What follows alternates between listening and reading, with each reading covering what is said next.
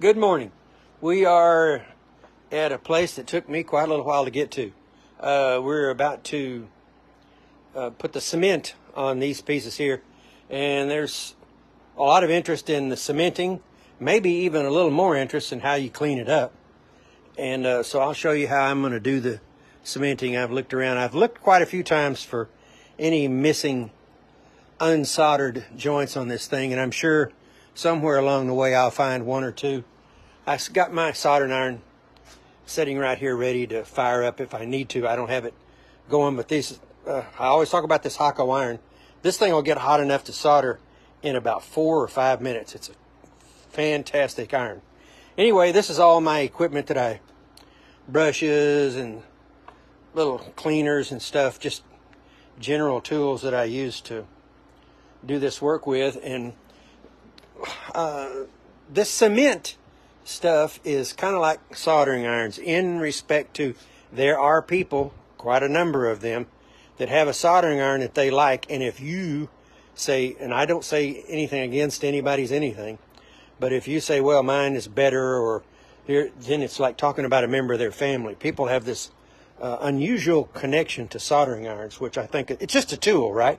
But boy, yeah, man, I mean, they'll fight you over if you say that the Weller SG100 is not really that great an iron. Oh, they want to fight over that. So I don't want to fight over anything. I'm just going to use what I think does the best job. And I've been soldering stained glass for 47 years. And this iron, in my opinion, FX60, they should send me one of these for free as many times as I talk about this. Anyway, this FX601 HAKKO, there's just nothing like this iron. I cannot believe how the heat recovery on this thing works and what a good job it does. So that's my deal on the iron. The next thing that people have some sort of an emotional attachment to is cement. And everybody, if you talk to 100 stained glass people that are really, deep into this stuff, there's 100 different, they use this and they use that powder and this glaze mixed with this and all this stuff. And at 47 years of this work, I've mixed all kinds of cement. But having said that, my go-to, I don't even mess with this other stuff, is I go to what's called Miracle Mud. That's a product that someone makes. I buy it from my wholesaler. I'm sure you can get it anywhere. And this is this is not cheap either. This is a 1 pound, no, not a 1 pound. It's a large quantity. And that comes like with this big bag of this gray stuff and a container of liquid. You mix those two together. And I have some from another bag, and I just put it in, what is this? A Reese's peanut cup container. I just put it in there, and then I put the liquid, I poured it into just a plastic bottle. My guess is that the liquid, I think that's some kind of scented linseed oil is what I think it is, but I don't know. Anyway, so I've mixed up some here to a consistency that's still a little bit lighter than what I want. So let's pour a little more in there. Yeah, get a little more. And the reason I like this stuff is I just, of course, everybody can mix theirs to whatever consistency they want. But this stuff, it dries nice. It's, I don't know about easy cleanup. None of it's easy to clean up. I'm doing this one-handed. You know what? Why I'm doing that? Let's just put this phone. If we lose the signal here, or I hit the wrong button, we'll come back. There it is. Hey. All right. So we're just going to mix this up. And I just found my plastic container had blue cheese. It doesn't matter. Plastic container. I wanted to start out with a clean plastic container because I'm going to do a lot of work here. I got 3 windows to do. Okay, so that's getting into a consistency that I like. And now I want that to flow under the edge of this lead came, right? And then I wanted it kind of a smooth consistency here because I don't want to be pushing on this stuff because there's about, let's see what it would be for, 16 pieces of glass on this thing that I do not want. They're fragile because of the way the window was designed. Putting these rubber gloves on. And I don't want to break one of them because that will cause me to have to do a whole bunch of unnecessary work that I do not want to do. I don't want to have to take this thing apart and go into where this area is, because these windows gave me enough grief to start with. Although I got them done in 13 days, but I worked on them, you know, pretty much every day. So, anyway, I don't want to have trouble by getting a little bit too froggy with the putting the cement on and hurt something. Okay, so let's move this thing over here. Now what I'm going to show you is that we'll just run some of this stuff along here. Let me make sure that you can see where I'm at here. Okay. Maybe we'll run this thing up a little bit so you can get better. See better. I'm going to grab a little ladder here because I want to see where I'm poking this camera so you can see real good. Yeah. And what we're going to do is we'll do this corner here, and then I'll go ahead and start cleaning it off as if I was finishing it up. Maybe, hell, I don't know how I'm going to do this. I wanted to show you the cementing and then the cleanup. Maybe we'll just do the cementing. Let's just do that. Let's do the cementing. Let me turn this thing around here where we can see it real good. We'll do the cementing. That should get you in a pretty good spot. We'll do the cement work. Now you can see me right over to here, over there. Let's turn it this way just a little bit.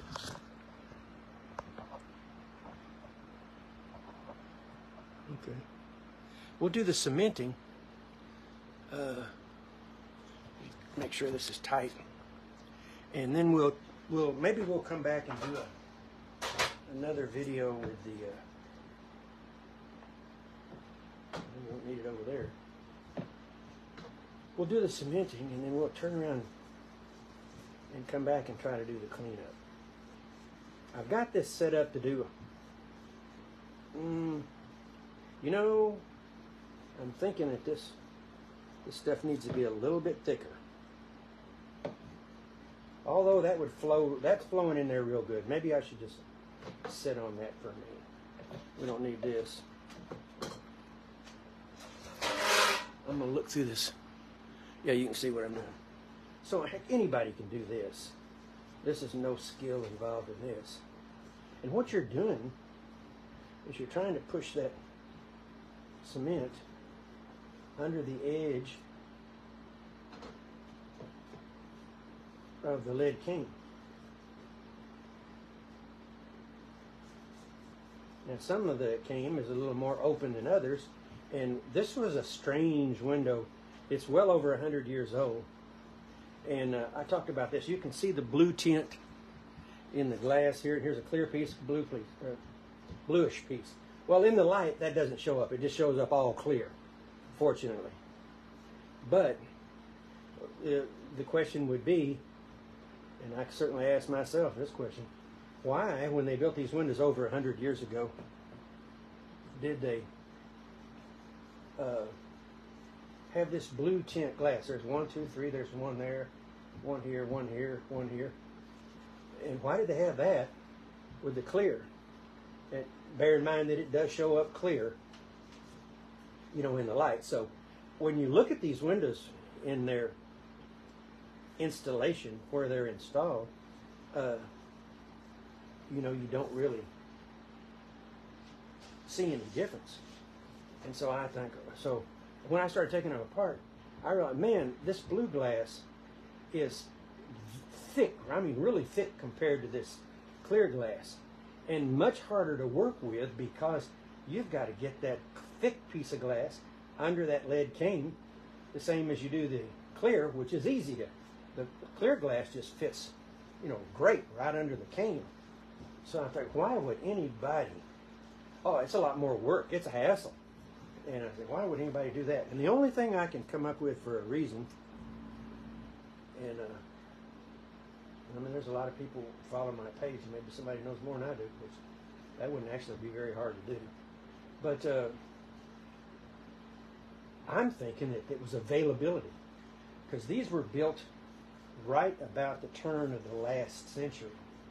And maybe, and I'm assuming that this shop that built these was most likely in the Minneapolis area, and maybe there was an issue with availability of this clear glass, or they had a lot of glass. They had a bunch of clear and a bunch of this blue tint stuff, and since it didn't show up in the light, you couldn't tell the difference once the window was set into place. Let me see if you can see me on this corner over here. I don't think you can. There you go. Then they just mixed their stock. Like, well, we need to get rid of the clear glass, or we need to get rid of the blue tint glass. But if it'd been me, boy, if it was in my shop today, I wouldn't even use the blue stuff. It's just too hard to use. It's so hard to get under the cane.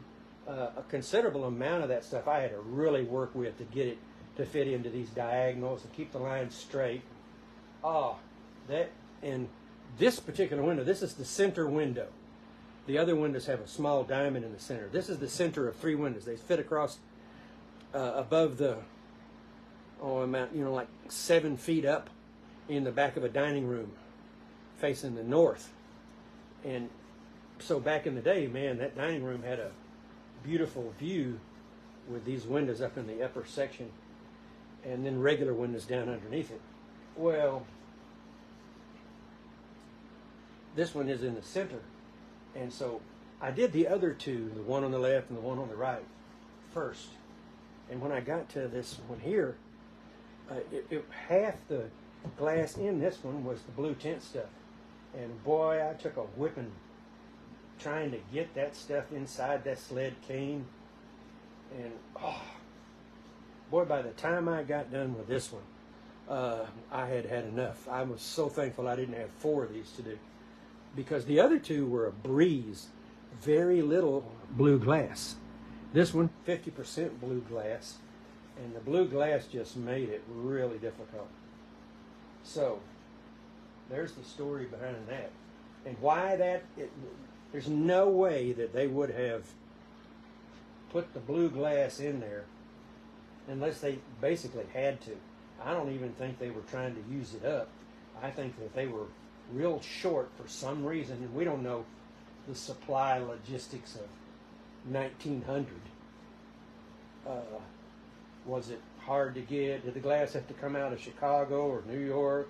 Was the studio going out of business and they were finishing up just whatever they could find to finish these windows with? I don't know, but boy, I know one thing. I wouldn't volunteer to use that stuff on anything. Ugh. Man, I remember yesterday. I didn't get this one. This is the last one I did. I didn't get these soldered till yesterday afternoon, about 4 o'clock. And boy, I'll tell you what, I felt like I'd been in a fight. And I've been doing this stuff a long time. And usually, I'll go a whole day out here every day. I don't take days off. And so I'll go a whole day out here. And, 3:30, 4 o'clock after starting it. We just start about 8. At the end of a work day, I've had, probably enough for the day, but I'm not wasted. But, whew, this one really gave it to me, this particular one. And then somebody, they'll probably listen to me, somebody on my Facebook page said to me, posted, well, it's a good thing that every now and then you get an easy job.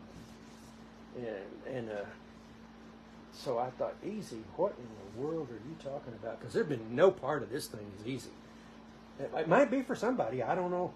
I'll give you this. If this restoration re-leading a window that has all these diagonal lines in it. Now that's one thing. I can deal with that, not a problem. Then you try to mix those diagonal lines in with this stuff here and making all that fit and the diagonals stay the same, everything stay the same. You got to use the same glass. And then you have to fit this thing into 20 1/8 by 30 1/8. You have to be that size. You can't be hardly any less or any more. So I got a 1/8 inch tolerance going left and up. And then somebody said, oh, that should be easy. Oh, and I'm thinking, oh, gee, maybe it's me. Maybe it, I don't know what, easy. Oh, man. So I went off on that. And maybe it was easy for him. But I'm going to tell you right now, it wasn't easy for me. And I used my skill package big time to get through this thing. We're going to back out here. We're over here on this left side. You know what we may do? We'll just keep this. I don't want to drop this camera off here. I believe you can see where I'm at. Let's go right here just a little bit. Yeah. We'll just go ahead and clean this thing up while we're at it. I mean, we'll just do this one, and then I'll be able to show you the whole, how the process I do it. Now, more controversy. There are people that do this lead work, and I used to do this same thing. And they come in and they get all this cement done. This cement is just a little bit liquidy, just a little. I could probably have maybe made it just a little drier. But here's where I'm worried about, or was worried about. Right here, right there. I don't want to. I think three of these were cracked because they were, old. Crack right there. See, that's a narrow spot across there. Well, you get froggy with this cement, and you push down a little bit trying to shove under that lead there, and you crack that. Then I got to come in here, and if it's this one, I'm going to come in here and cut this and get that one out. Then I'm going to come in here and cut this out. Cut that out. Pull this piece out. And then try to get that thing back in there. No, oh gosh. I don't know. But you never get emotional with this stuff. You just, if you get mad. A long time ago when I was much younger, I'd get real angry with something that didn't work out. Whew, talk about counterproductive. You get angry with this stuff, you're going to be in trouble. Because you're not thinking, using the only thing you have to get out of the mess you're in. That's your head. Now this glass is real tight up under this lid here, so we're not getting a lot of cement under there, but we're certainly getting a bunch of cement under here. Yeah, this thick glass is just the devil. Anyway, where was I? I was talking about cleaning this. Oh yeah, cleaning this up. So, are we down here where we can see? Yeah. So, I used to go, the standard way of cleaning these up, and I'm thinking even, heck, everybody, I'll say nearly everybody that does this work. Well, the next thing you do, you come in here with a little instrument and you try to peel out as much of the cement as you can, get it out of the way. So you're going to clean it right. And then the next thing that they use is plaster Paris. It's just a white powder, right? So you sprinkle that all over this thing, and that absorbs some of the oil that's in this cement and polishes and cleans up the glass and all that. Well, of course, that white powder, like talcum powder, that's all over everything. And so that just made these huge messes all the time for me, and I never did like that. I don't even like this, and this is bad enough. But that made a bigger mess than I already had. So I think, oh man, there's got to be a better way than this. And so then I thought, oh, I know what I'll do. And since I have a wood shop here, half this room has got all kinds of cabinet equipment in it. And I used to do a lot of furniture and all that stuff. And I have a great big dust collector. I should show you that thing. Huge dust collector. that has big 4-inch pipes that hook onto my woodworking saws and everything, and catches all the sawdust. Turn it on, dust collector. So I have this big canister, 35-gallon canister, that catches the sawdust. So I thought, well, there's the key. Instead of plaster or Paris, the white powder, I'm going to use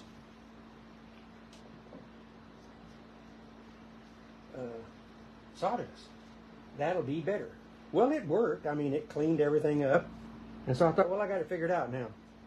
Heck with that plaster of Paris. I'm going with sawdust. Well, I still got a mess.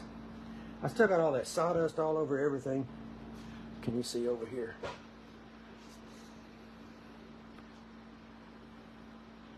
There you go. I still got all the sawdust, mess everywhere, in the air, in me. Got masks on, all this, that, and another. And I said, oh man, I just traded one mess for another. So I thought, well, you know, I don't know how I'm going to get out of polishing it up, cleaning it up. I mean, you got to do it. You got to get it out. So then, I don't know, I went on there with the sawdust for a while. That ridiculous mess that made. And then I thought, well, now, when I was cleaning this up a little bit, I went to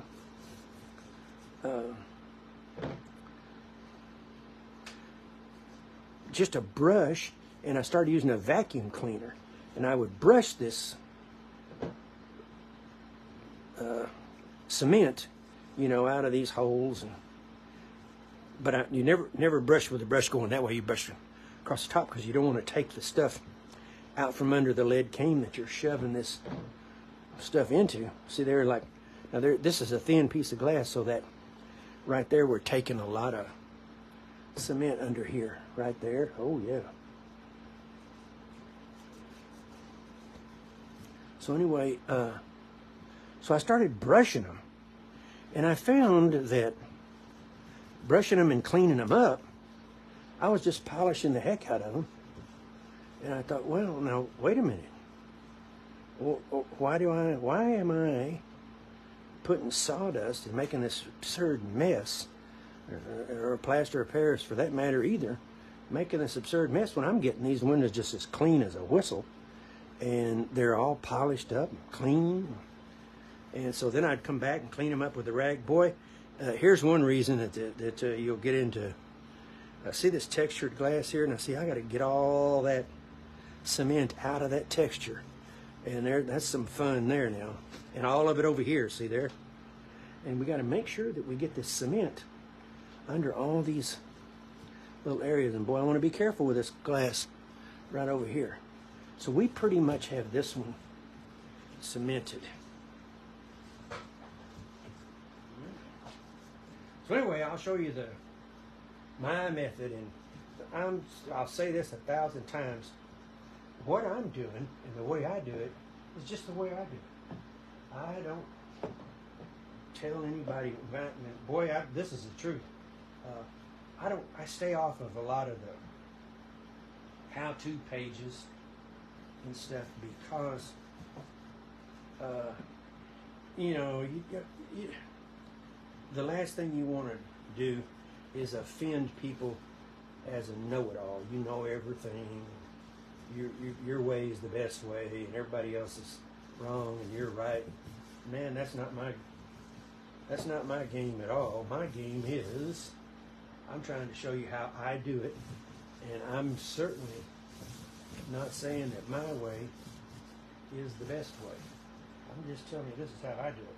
Now, I change the way I do things because somebody will come along and say, well, you know, here's another way of doing that. Here's the way I do it.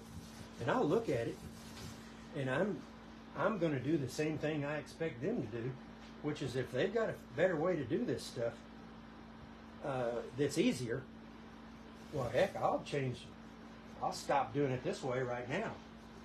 You know, because the idea here is to get the best piece of work with the least amount of effort. I mean, oh, and that leads me to somebody. And this wasn't on my page. I'm glad it wasn't on my page because we'd have had to go after that. Some woman, some person, some man jumps on there the other day on one of these stained glass Facebook pages and starts telling everybody that the skills that we apply today to stained glass in 2023, we're just not that skilled. Because we've got grinders and ring saws and all this kind of stuff. And I love this. It said, anyone can do this. And I thought, well, man, do I not agree with that. I said, we've got better tools. But if you think that because you got a grinder and a ring saw, you're going to jump in here and knock 3 of these out, you know, and get them to fit right and all that kind of stuff, go ahead, man, take your best shot. Last year, the people that follow me remember the wisteria lamp. I used every tool in the world I had for that thing because I wanted that lamp to be something as perfect as I could possibly make it. And so I used all my tools. And I'm here to tell you that the skill required to do that lamp, there's plenty of it. You got to have it. So I don't know what. And I looked at her, anyway, it was a woman. I looked at her page, and all of her work was little doodads, little sun catcher things. And I'm thinking, yeah, well, now why would you, when you don't have anything that's,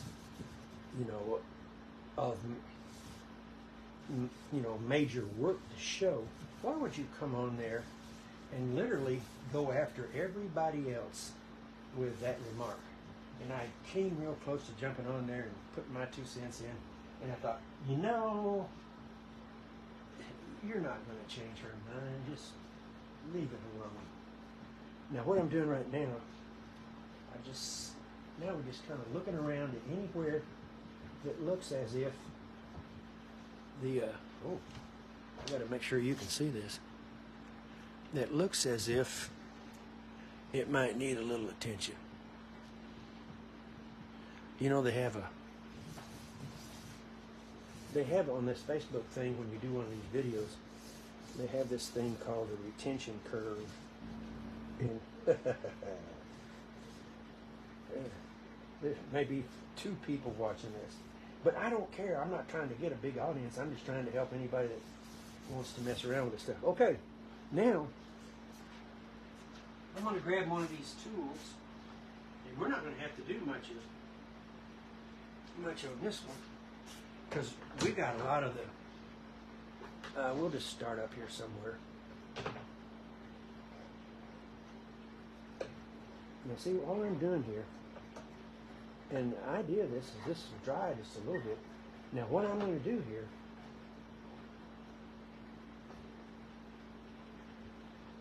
I'm just seeing how this stuff is getting on there. And here's how I clean these up. I may not be able to do it because it's still a little damp, this stuff.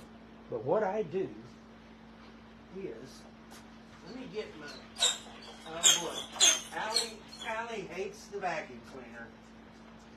So I'm probably not going to blow this thing much, because she freaks out during the whole vacuum. The entire time out, you think she'd wear her out. Anyway, what I'm going to do, I'll show you real quick. And we'll just take one little area. And this is how I clean these up without all this plaster Paris stuff. So let the dog bark. Or you know what, let me send her outside. Let's go outside. Come on, that way you don't have to freak out. Come on. There you go. Okay, we got rid of, that's such a distraction. But I'm so used to hearing her go on forever. You see this? See, I'm just going to get rid of that. Now, watch what happens here. Now, I won't be able to hear anything other than the vacuum blowing. But I'm going to show you, we'll take one little area, and I'm going to show you how I clean this up without plaster Paris. If you don't want to do that, that's fine. Don't do it. Use plaster Paris. I don't care.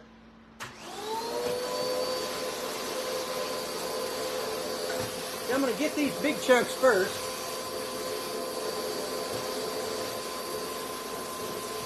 Yeah, we should work in an area here.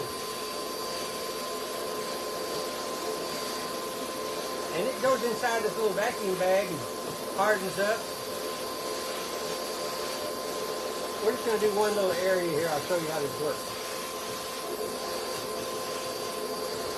Now I get a little more thorough than, but this is the gist of it, right? So then I take a little brush, and bear in mind you want the brush to go straight up down. You don't want to do any of this because you don't want to dig that stuff out. Now start to come off the clear up there. See, we're straight up and down, straight up and down. That way you don't take it out from under the lid, right?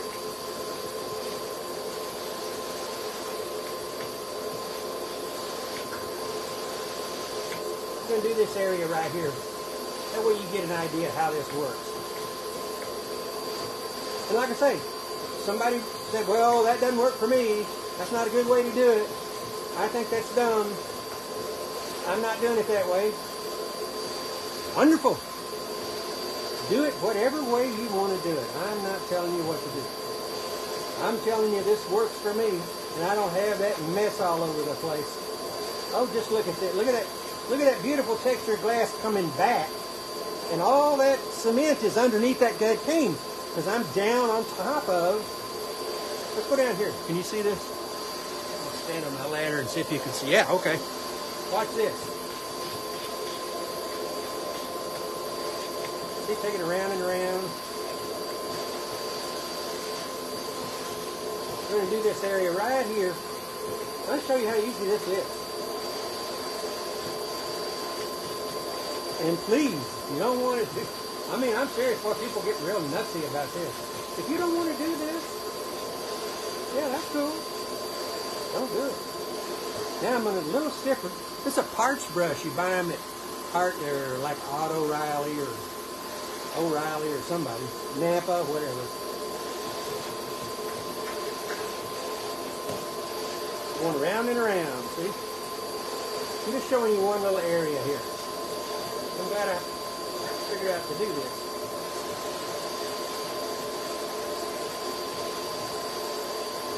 Now, did you notice this lid is getting a real nice clean look to it?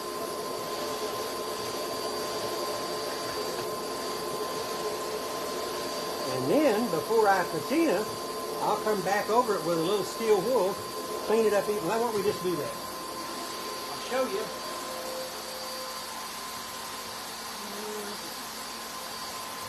All right. Let's turn this racket off. Okay, now we'll get just a little bit of steel wool.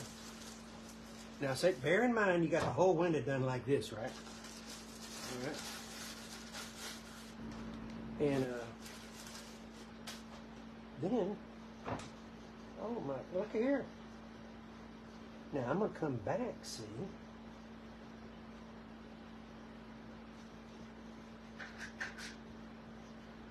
Now, I'm nice and gentle here, not getting wild and crazy. Okay. There you go. Ready to patina. Now, and I think there's a little tiny bit of cement in a little tiny bit of the crack here. You can't see that. And this is a little brass. Nice, and you can see how much that's been used. Okay, now see, I'm going to rotate around here, clean that. I mean, look how long that took. And I get this pristine looking piece of lead. Now the next thing, one more time, and I'm going to be done showing you this. Then you come back. Okay. Hey, I don't know why anybody's throwing sawdust and what is it? Plaster Paris and all this other stuff on there. Now I'm going to come back, clean up the whole window. It's been cemented. Clean up the whole window. Do just what I did. Brush it with the brush. Get up the excess cement. Suck it into the vacuum. Come back. Brush it down real good. Come back again. A little bit of steel wool, just clean that up. Okay. Oh, well, I mean, what's not to like about that? Okay, then we're going to patina that, and then I'm going to give it a bath. But I'm going to let it dry about 3-4 days. I'm going to patina it, and I'll come back. I'll show you the patina. I've shown this before, but I use just a little sponge dipped in a little bit of patina because I don't want that stuff flooded all over everywhere and get up under here and work on my cement. So a little bit of patina on the dark lead, or on the lead to darken it. And then I'm going to come back, wipe off any excess patina. Actually, I generally hit it with a little bit of water because the cement's going to be dried. I won't patina this for 2 or 3 days after this cement dries. Okay, then I'm going to come back after it's all dried, patina, and give it a Dawn warm water bath. And then I'm going to come in and clean all the glass because I'm going to put them back in the frames. And the customer picks these up, and we've got these gorgeous windows going right, look at that. We're going right back to 1900 with the same glass. Beautiful. Okay, so I hope anybody that wants to try this, I mean, it can't get any more simple. And I don't have it, I'm not standing here knee deep in whiting and sawdust. Okay, let me take these gloves off so I can get off this phone. And I'm going to go back to work and clean the rest of this piece just like I did this. Then we move to the next one. And look at there, I got a whole bunch of, I probably got enough, let me see in here. Oh, I probably got enough cement to do at least this next window. I'm not trying to conserve it. You just don't need to, throw it around and waste it. And that big bag I saw you would do a lot of lead. I think that big bag in the, let's see, that big bag, gee, I don't know, I should look at the invoice over there. I think it was $35, $40, something like that. But if you're, probably could do many thousands of dollars worth of finished product with that. So, and this stuff, and boy, it hardens up nice. And when this stuff dries, when this cement dries, this window is exactly like a piece of plywood. It's strong. So that's the deal. I'm pretty proud of that. Look at that. And I wanted you to make note of how easy all this was. Okay. Well, I'm sure there'll be questions, and I appreciate you go back over if you have questions, go back over the video. If I didn't cover it, then jump on and ask me questions, and we'll come up with another video after we get all these done and we get ready to do the patina. And I'll show you how easy the patina is and how you don't make a big mess with it. Okay, thanks a lot.